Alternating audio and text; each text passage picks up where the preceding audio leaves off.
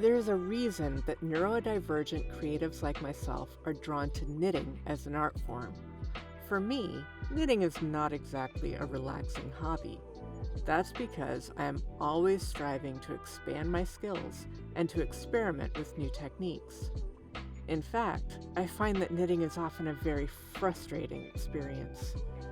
But with this art form, I can persist and work out the problems, which leads to a greater understanding of how to build various shapes and patterns from thousands of tiny stitches. I find that, despite the frustration, this process of expanding the boundaries of my skills is so worth it.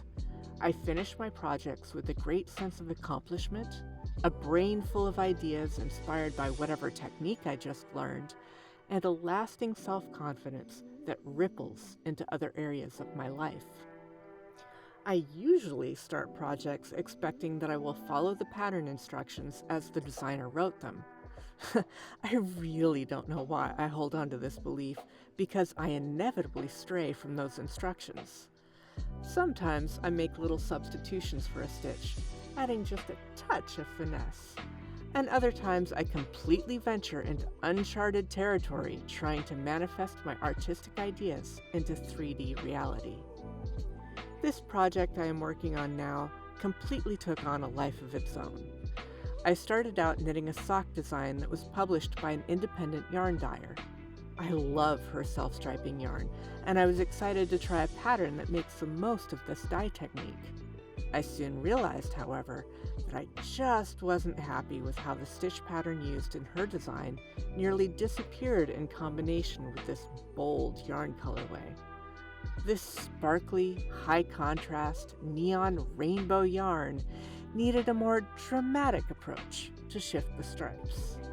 So, I ripped back, experimented with different techniques on my needles, plotted out the stitches on a chart, and rearranged the placement of symbols on a digital canvas until I was satisfied.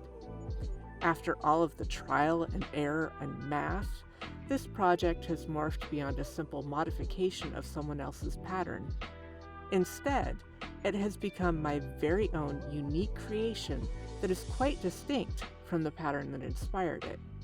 This fresh design is infused with my personal style and also meets all of my requirements for fit and durability. As these socks grow longer on my needles, my excitement builds. I am really eager to get them finished and on my feet.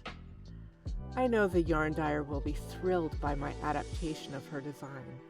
In fact, one thing I love about finding community with people who share my interests is that this kind of evolutionary creative process is celebrated and encouraged.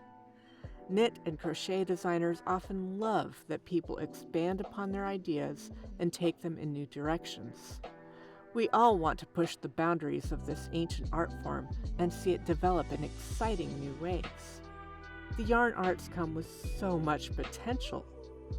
Similarly, here on YouTube, I have found a community of lightworkers that have helped me to reawaken my innate intuitive abilities.